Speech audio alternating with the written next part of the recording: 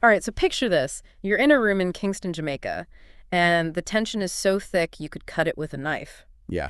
U.S. Secretary of State Marco Rubio is there, and let's just say his visit wasn't just about catching some Caribbean sun. Right off the bat, you can feel the weight of the situation. Exactly. You've got the U.S., a global superpower, basically throwing down the gauntlet. Throwing down the gauntlet to Jamaica. Yeah, questioning a program that's absolutely vital to their healthcare. And everyone in the room knows what's at stake. Absolutely. The unspoken threat hangs heavy in the air. Like visa restrictions, or even worse, economic pressure. It's a classic David and Goliath scenario. And that's exactly what we're diving into today. We're going to unpack this high-stakes meeting. Figure out what went down. And why it matters so much. Plus, we'll reveal the surprising outcome that honestly no one saw coming. Yeah, it's a twist you won't believe. For this deep dive, we're relying on a YouTube transcript that gives us a glimpse into this diplomatic showdown. A real behind-the-scenes look. Now, to understand why this meeting was such a big deal, we need to talk about the Cuban doctors. Yeah, these doctors are a cornerstone of Jamaica's healthcare system. They've been there for like 50 years. Over 400 of them working in Jamaica right now. And they're not just hanging out in the big cities. No, they're out there in the rural areas. The places where resources are stretched thin. Exactly. The communities that need them the most. We're talking about providing essential care, performing surgeries, basically keeping the healthcare system afloat. For 5 decades, they've been a lifeline. So the question is, how did Jamaica, a relatively small island nation, stand up to this pressure from the U.S.? Especially when this program was so vital to their people. And here's the kicker, they actually walked away with more than they bargained for. That's the unexpected twist we'll get to later. All right, let's break down the U.S. concerns point by point. But Rubio didn't immediately single out Jamaica. Right. He started by talking about Cuba's medical program in general. So he was casting a wide net. Exactly. And the first concern he raised was about how the doctors were being compensated. Or maybe more accurately, how they weren't being compensated. The U.S. was basically saying these doctors aren't getting their fair share. Yeah, the money goes to the Cuban government first. And then the government decides how much each doctor actually receives. Which raises some serious red flags about transparency. Right, like, is this system really benefiting the doctors, or is someone else profiting? And then there's the issue of the passports. This is where things get really concerning. The U.S. accused the Cuban government of confiscating the doctors' passports. Imagine that you're working in a foreign country and you can't leave because your passport is being held hostage. It's a pretty scary thought. It paints a picture of these doctors being trapped and exploited. And that's why the U.S. was calling it forced labor. They even linked it to concerns about human trafficking. Which are obviously huge issues. But here's the thing.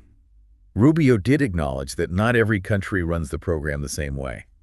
So he seemed open to hearing Jamaica's side of the story. And that's crucial because it gave Jamaica a chance to defend themselves. And defend themselves they did. Prime Minister Andrew Holness stood his ground. He was calm but firm. And he laid out Jamaica's case very clearly. Their main argument was that they followed the law. Both Jamaican law and international labor standards. So they were basically saying, look, we're doing things by the book. And they emphasized that the Cuban doctors in Jamaica were treated with respect. Protected under the law. Not exploited or mistreated. But the most compelling point Holness made was these doctors are needed. Plain and simple. Jamaica's healthcare system relies on them. Especially in those underserved communities. So it wasn't just about fulfilling some agreement with Cuba. It was about meeting the needs of the Jamaican people. And here's where things get interesting. Rubio listened. He didn't just dismiss Jamaica's concerns. He actually seemed to take them to heart. And he admitted that Jamaica's program was different. Different from how the U.S. saw the program operating in other places. Which is a huge shift. It suggests that Jamaica had successfully made their case. And Rubio didn't stop there. He promised to review Jamaica's program with fresh eyes.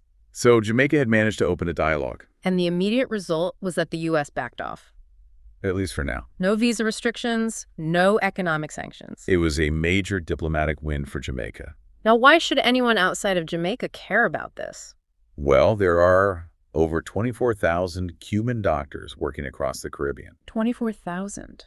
In poor rural communities, just like in Jamaica. Providing essential health care. If these programs were shut down, the consequences would be devastating.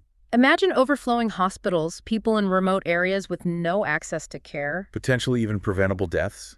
It's a matter of life and death for many people. This situation really highlights the importance of sovereignty. The right of Caribbean nations to make their own decisions, to choose the partnerships that best serve their people. and to do so without undue pressure from outside forces. Jamaica's stand was about more than just their own program, They were standing up for the entire Caribbean. showing that small nations can assert their rights. And now for the surprise twist. The Kingston payoff. Jamaica didn't just protect their medical program, they actually walked away with even more. As a direct result of this meeting, the U.S. agreed to crack down on illegal guns coming into Jamaica. From American ports. A huge boost for Jamaica's national security. And they also agreed to step up the fight against international gangs. The ones that are causing so much trouble in Jamaica and the region. So Jamaica stood their ground and came out on top. They maintained their medical program, secured new commitments from the U.S. All through a combination of firmness and diplomacy.